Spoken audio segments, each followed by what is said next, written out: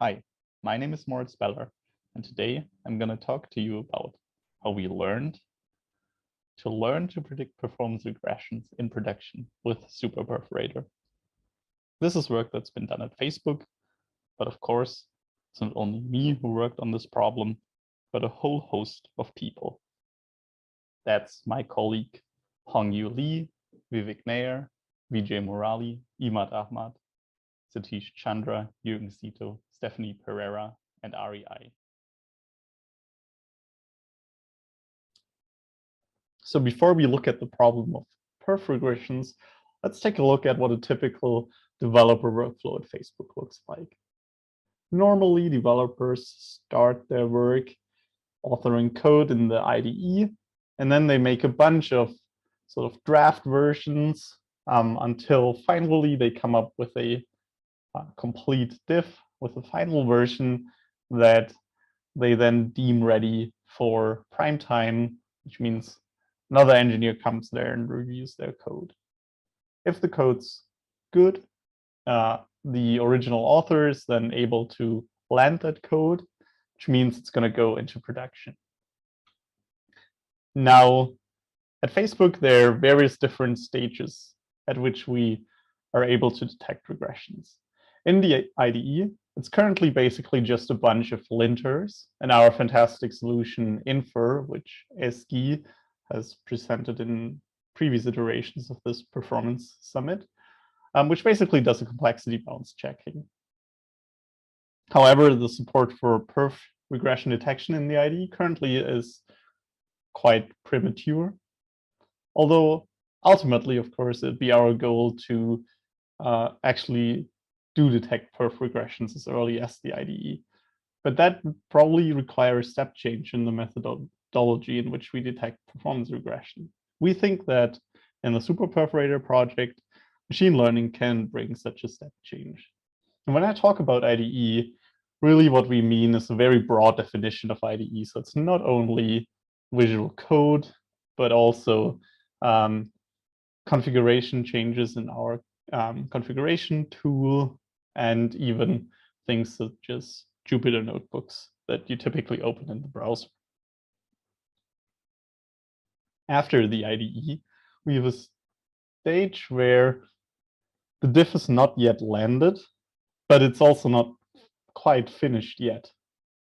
So at that stage, we have a tool called Service Lab that essentially takes the diff and replays live traffic on it to determine whether any of the endpoints that are potentially affected by the diff show a regression. And this is a quite lengthy process, as you might imagine, and it's also very time intense. What's nice about it is that Service Lab essentially solves the attribution problem since it works on a diff base. It's also good because the regression actually doesn't make it into production yet, so no real users are affected if there's a significant regression introduced. However, it does induce latency because the developer has to wait for the experiment to finish. And as I said earlier, it is quite resource intense because such an experiment has to be run on a single diff. Now, after Service Lab, once things have landed, there's a Facebook system to detect perf regressions as well in production. In a sense, of course, you could argue that the regression prevention has failed at that stage because things have made it into production. However, it's still better to detect things in production early rather than after a longer period of time. So for this reason, Facebook has FB Detect, which is its production monitoring system, which essentially looks at the overall CPU utilization of the fleet as a time series and performs step change detection on that time series in various different granularities. And of course, as I said, the earlier it detects it, the better. What's hard at that stage is doing the attribution, because of course we can no longer say that a particular diff introduced that regression, but a potential set of diffs. also latency to the developer is much prolonged. Now, super perforator's ambition really is to shift left the detection of performance regression across the stack. Of course, production time detection doesn't cut it, but in a sense, diff time detection doesn't cut it either, because it actually still induces quite a significant wait time for the developer. So what we really need to do is we need to think differently in how we want to approach performance regression detection, since apparently our current tools are unable to catch such problems efficiently and quickly. And that really requires a step change in our methodology. And we think that using machine learning, we can enable such a step change. The first thing where we wanted to apply this was by essentially looking at our service lab data that I showed you earlier and using a code opaque feature model to try and predict performance regressions. The first thing that we noticed when we did that was that there's a really strong imbalance between regressions and non-regressions. And that makes the whole task essentially a very difficult problem, because you're always struggling with that imbalance, be it either for learning or just for prediction later. So essentially what we did there was we used hundreds of thousands of historic service lab experiments, used their binary results. This diff is a regression, or this diff is not a regression, to learn a model.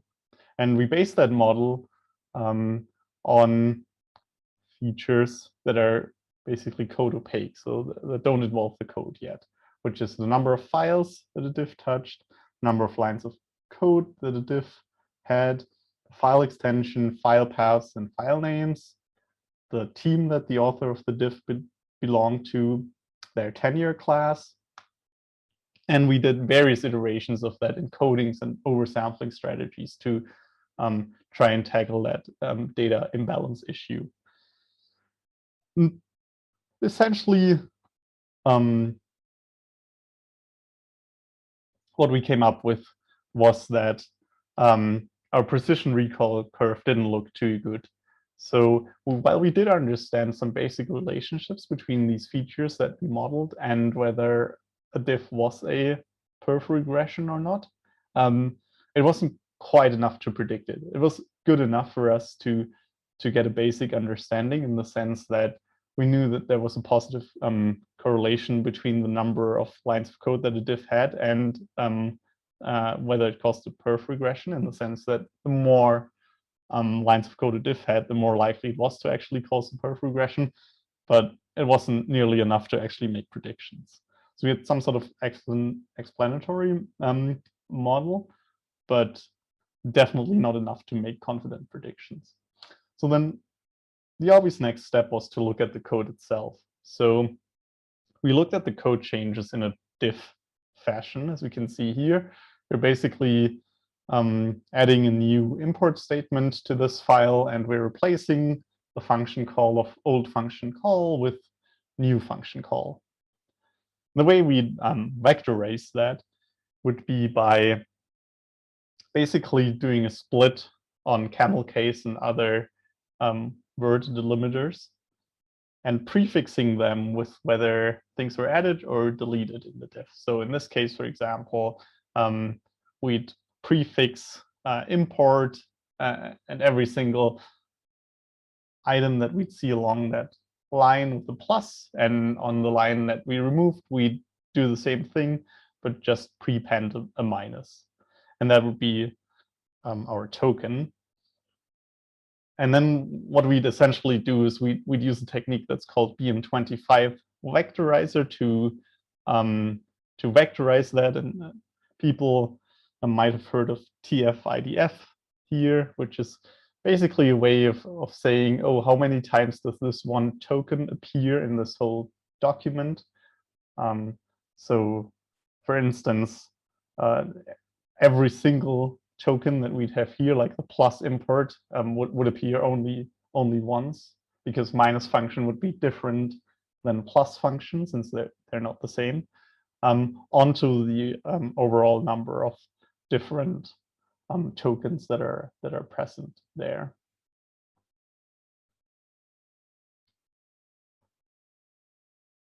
And then once we had that encoding, we applied a random forest classifier on it and try to learn from it. And what we saw when we did that is that our precision recall graph hugely improved.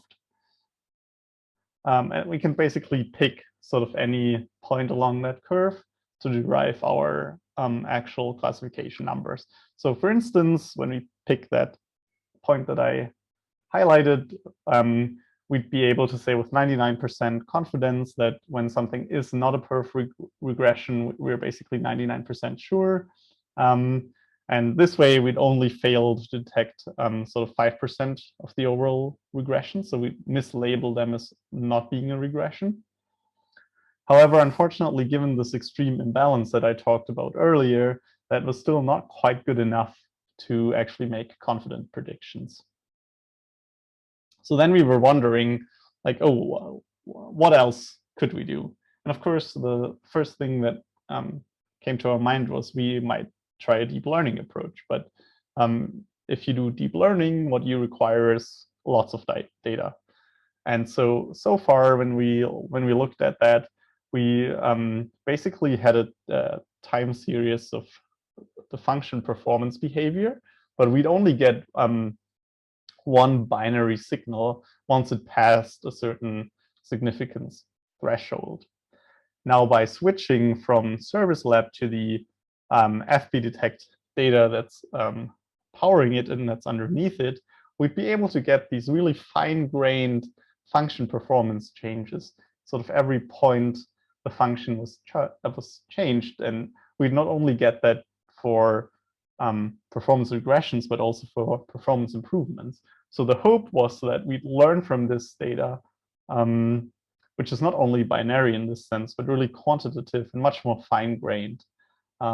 It's also no longer really at the diff level, but at the individual function level. And of course, this is all hack code, which is what powers Facebook's www repository. So when we look at this, the way it looked like is we basically have some modifications to a function, and then we'd have the impact that that change had on its performance, and we'd have a huge N so that we could actually do deep learning on it. Now, if we want to do deep learning, the next question is, which model should we use? And at Facebook, we have a tool called Diffbird, which is really a BERT-based pre-trained model of millions of diffs in Facebook's www repository. And what it takes into account is the title of the diff, the summary, the test plan, which are all manually contributed by the author, but also the files that are modified, and most importantly, the code changes. And Diffbird, as the name implies, is based on BERT, which is the bidirectional encoder representation from transformers that was pioneered by Google. It's a deep neural net architecture for natural language processing that's also been successfully used for code and software engineering research. So we thought that's a natural fit to our task here. And we'd feed this data into Diffbird, and out comes a diff embedding for it. One problem is that we would only have function code changes, so we wouldn't actually have diff title and so on. So initially, we just eschewed these non-code Diffbird features. But what we noticed then was that, unfortunately, our learning loss did not decline, which means essentially we were unable to learn anything from our data. The way we solved that successfully was by pre-training a bespoke Diffbird model on code-only hack diffs. We trained that on 100,000s of such tuples, basically.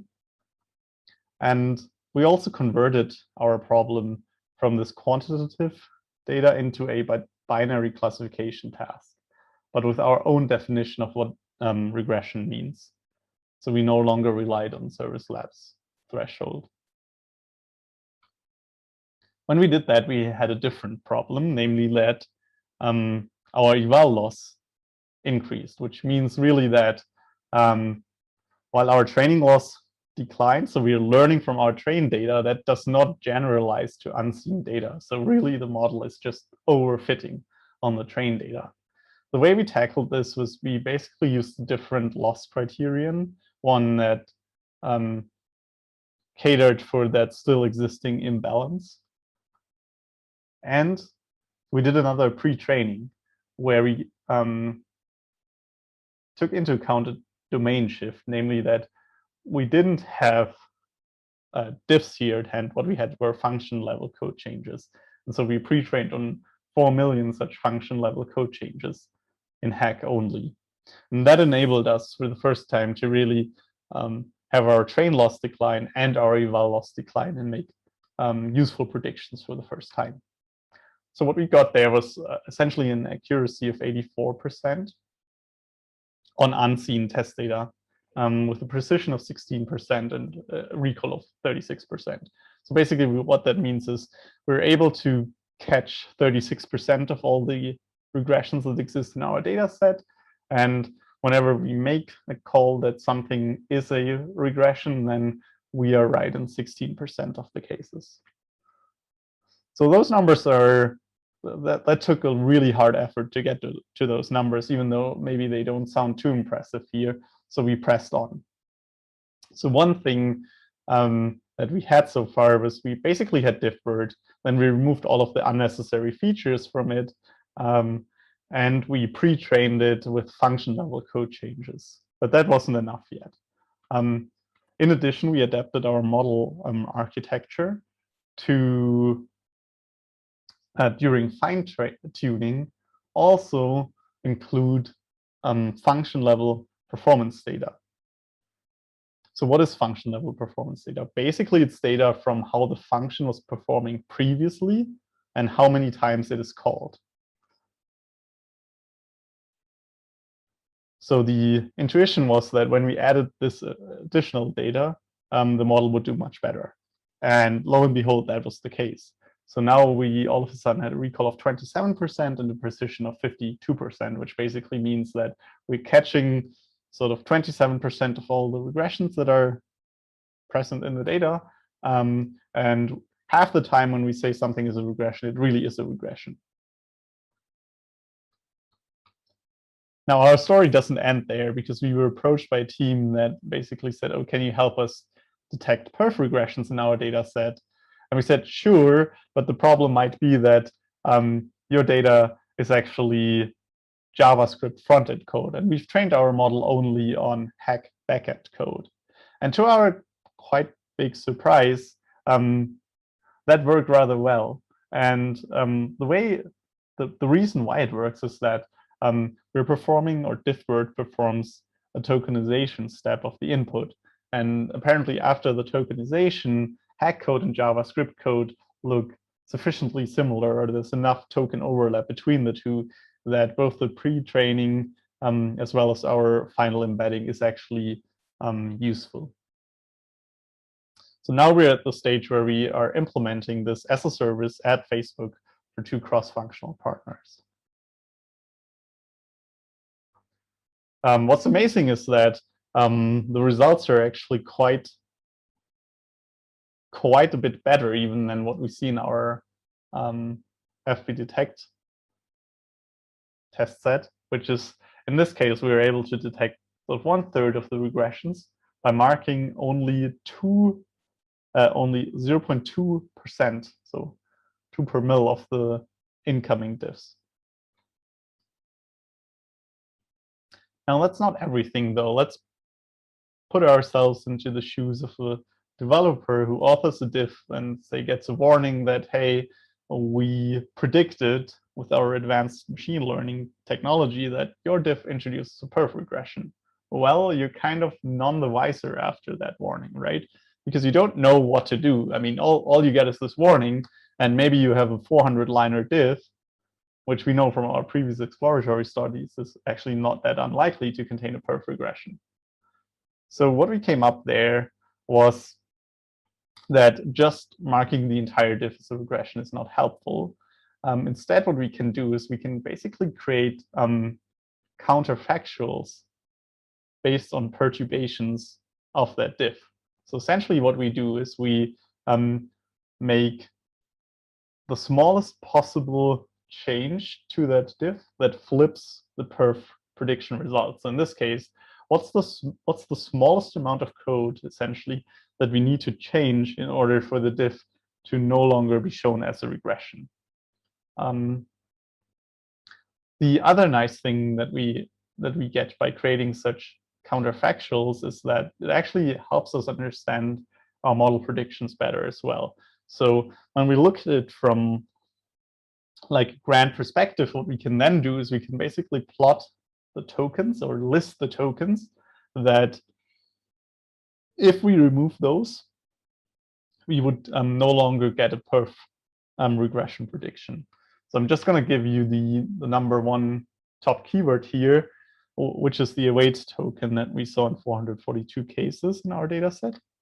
And then let's look at the hack specification for what await is. We see that it's basically an async construct. And what await does is it awaits until the operation that you're calling, so it's just a function call, has actually completed.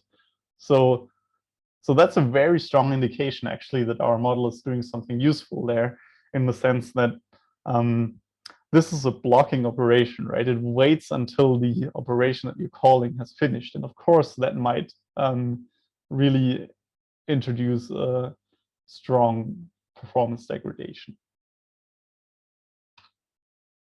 So let me go over what I talked to you about in a nutshell.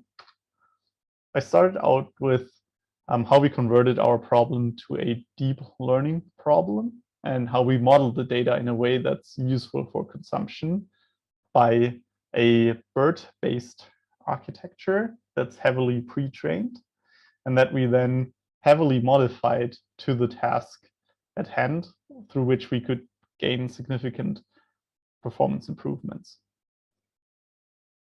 Finally, I talked to you about a way in which we can make such performance predictions from a seemingly black box machine learning prediction into something that humans can actually consume and potentially trust better. With that, I'd like to thank you for your attention.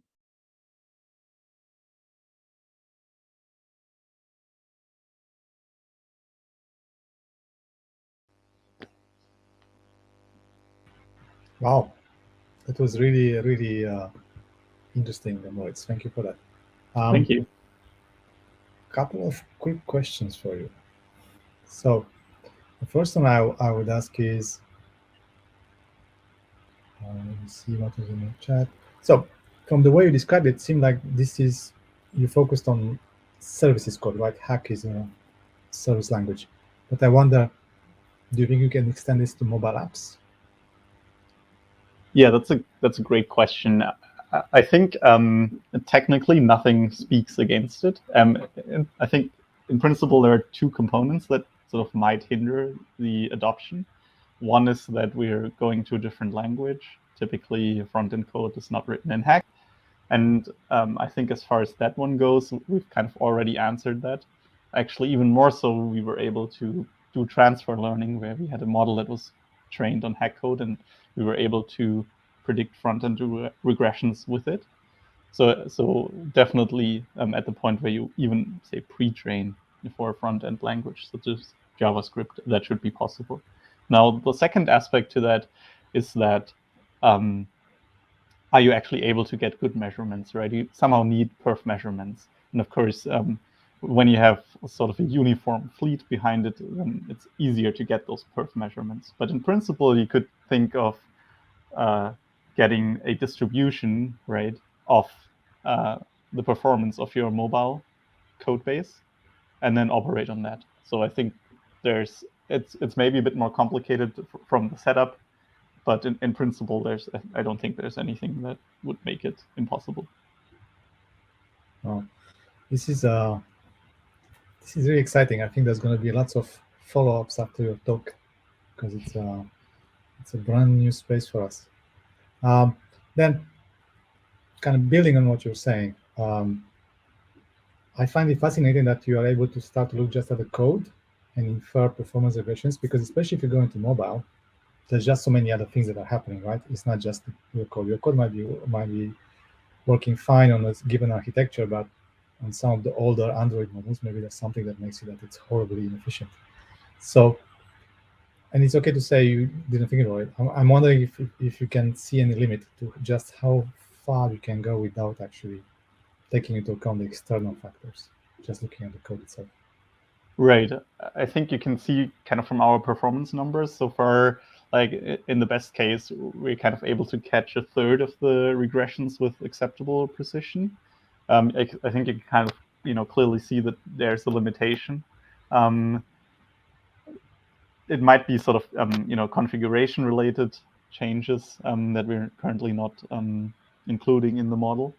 But also we haven't, used the other, we haven't basically combined it with the information that's kind of non-code related, such as the author and the team, where you might say, oh, maybe a certain team, always works on kind of difficult perf related issues. And so in that case, they're much more likely, like their prior should be much higher for inducing a perf regression. I don't think I can give you a concrete number on that because we're still pushing on it. I know, you guys are cutting edge, but still, I thought it's an interesting thing to keep in mind, especially if you start looking at mobile.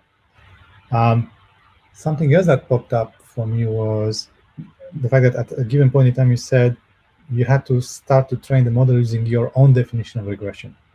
So I'm curious, how close is your definition of regression to what a performance engineer will consider a regression?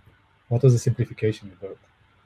Yeah, that's a great question. So I think basically, as far as Facebook is concerned, there's a quite complicated algorithm that defines when something is a regression or not, and we simplified that quite a bit. In addition to that, we actually proactively so that's I think that's just a technicality for implementation purposes, but there is the potential for concept drift. Apart from that, we actually kind of proactively lowered the threshold, so that essentially we'd detect more performance regressions than FP-Detect would have at that time. But that was actually in line with the FP-Detect team, since they said, we're going to a much more fine-grained detection of performance regressions. So while at the time those regressions wouldn't have been marked as such, now they would.